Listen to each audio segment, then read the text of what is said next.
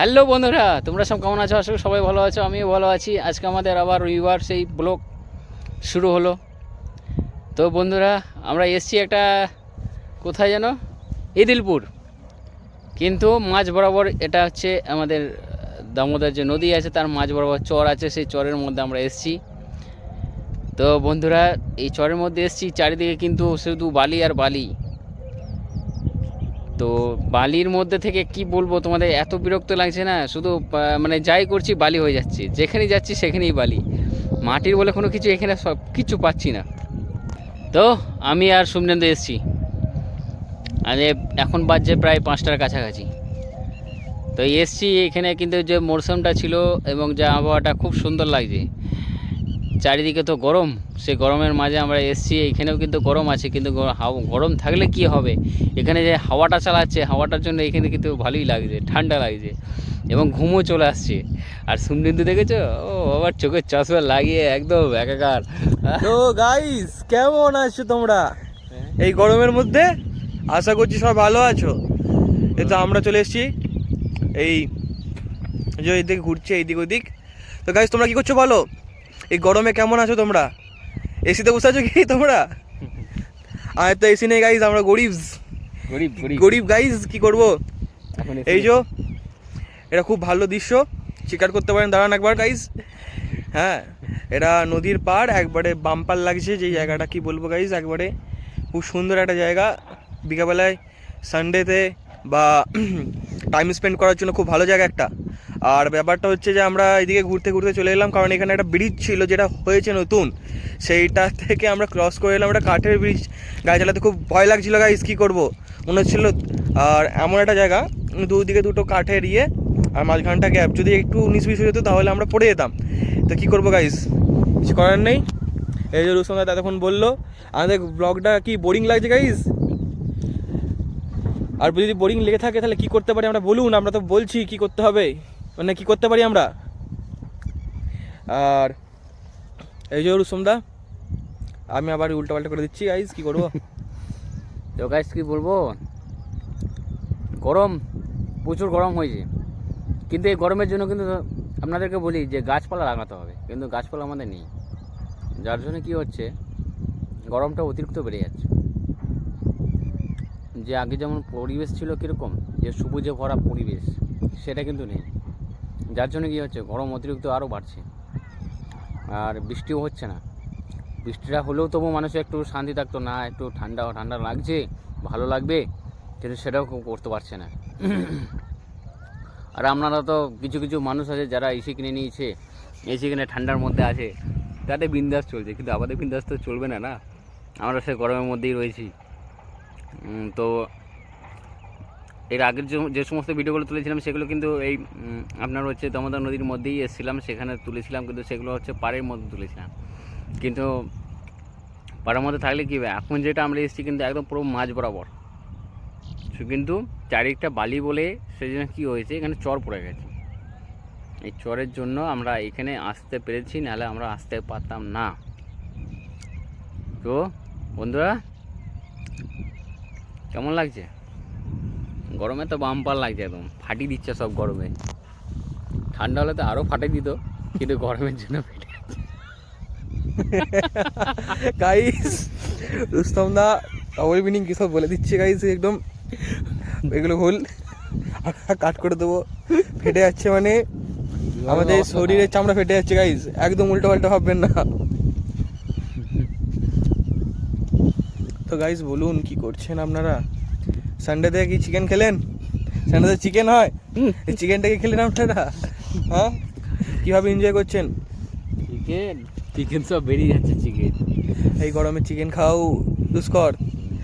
তো যাদের এসি আছে তাদের তো কোনো সমস্যাই নেই। না, আর ব্যাপারটা হচ্ছে যে এদিকে খুব সুন্দর হাওয়া দিচ্ছে গাইজ। এ দেখুন পিছনে একবারে সূর্যটা চেক আউট করুন শুধু গাইজ, একবারে পারফেক্ট লুক। আর এই যে রুস্তম দা একবারে হিরো, একদম হিরো না। আরে বন্ধুরা, তোমাদেরকে কি বলবো, আমি হিরো কোথায় হতে পারলাম, এখন হিরো হতে পারলাম না, দুঃখের বিষয় এটাই। আমি সে যেরকম নর্মাল ছিলাম সে নর্মালি রয়েছি দাদা, তবে সে নর্মালি থাকাটাই আমি চেষ্টা করবো আরও, কিন্তু বেশি স্মার্ট হতে গেলে কিন্তু প্রবলেম আছে। অনেক জন বলে না তুই তো প্রচুর টাকা কামাস, আবার এখানেও কামাতে চাইছিস, ওই জন্য আমার অনেক বন্ধু বান্ধব বলে, কিন্তু কী করবো, কিছু তো করার নাই। হ্যাঁ, তো বন্ধুরা এই গরমের জন্য বলছিলাম যে যারা অতিরিক্ত পরিশ্রম করে, যেরকম যারা রাজমিস্ত্রি আছে, যারা মাঠে ঘাটে কাজ করে, তাদের জন্য কিন্তু খুব এটা পারফেক্ট নয় যে এই সময়টা, কারণ হচ্ছে তারা বহুত কষ্ট হচ্ছে। আমি বুঝতে পারি, কিন্তু বুঝলে কী হবে, দাদা পেট এমন একটা জিনিস, পেট চালাতে গেলে কিন্তু খাটতে হবে। এবার সে খাটার জন্য উপযুক্ত সময় যদি থাকে তাহলে সে খাটতে পারবে, নাহলে কিন্তু পারবে না। তাদের জন্য অবশ্যই এটা কিন্তু আমার পক্ষ থেকে এটা তাদেরকে আমার খুব কষ্ট হয়। এই জন্য কষ্ট হয় যে তারা খাটতে পারে না, হয়তো 2 দিন কাজ করে 4 দিন বসে থাকতে হয়। তো আমরা তো খাটছি, আমরা এমন একটা সিচুয়েশনের মধ্যে রয়েছি যার জন্য আমাদের কোনো ব্যাপারই হচ্ছে না, আমাদের কোনো প্রবলেম হয় না। কিন্তু অন্য যারা আছে তাদের পক্ষে প্রচুর প্রবলেম। তো সুমনন্দী, তুমি কিছু বলবে না? হ্যাঁ, বাইরে যারা মাঠে ঘাটে কাজ করছে তাদের জন্য একটু বলো। যে তো মাঠে ঘাটে কাজ করতে বলতে গাইজ, অনেক আমার যারা মানে রাজমিস্ত্রি যারা আছে তারা সকালবেলায় যায়, ইভেন তারা সকালবেলায় এর মধ্যে গামছা মাথায় বেঁধে বালি তোলে বা যাই করুক, আমরা জানি না অতটা ব্যাপারটা। কিন্তু এই এর মধ্যে, এই গরমের মধ্যে যে এখানে আমাদের মানে 10 মিনিট দাঁড়িয়ে থাকলে রোদের মধ্যে, যেখানে আমাদের মাথা মানে কী বলবো ঘেমে একাকার আমরা হয়ে যাই, সেইখানে ওরা কাজ করে। ইভেন আর ওরা এতটাই পরিশ্রম বা কষ্ট করে, ওদের ছাদ ঢালার সময় ওদেরকে এই দুপুরের মধ্যে সমানে মাল বয়ে বয়ে নিয়ে যাওয়া বা ইয়েটা করতে হয়। তো ওইরকম কষ্ট আমরা করতে পারবো না গাইজ, কষ্ট করা আমাদের পক্ষে সম্ভব নয়। আমরা ওইভাবে মানুষও হয়নি সত্যি করে বলতে,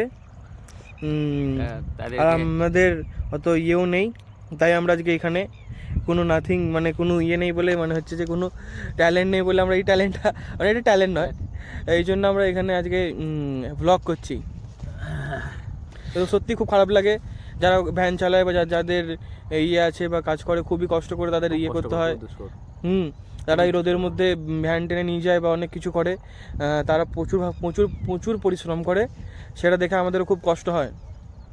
এমন এমন লোক আছে যাদের বয়স অনেক বা তাদের মানে পরিবারে কেউ নেই, এমন হয়েছে যে তাদেরকে ওই 60-65 বছর বয়সেও তাদেরকে ভ্যান টানতে হয়, সেগুলো দেখে খুব কষ্ট হয়। তাহলে বন্ধুরা চারিপাশটাবে দেখে নিন এবারে আমরা কোন পজিশনে আছি, কোন মুহূর্তটায় আছি। বন্ধুরা কেমন লাগছে লুকটা চেক আউট করুন গাইজ, একবারে ঝাকাস দেখতে পাচ্ছেন গাইজ, একবারে পারফেক্ট আছে সব কিছু।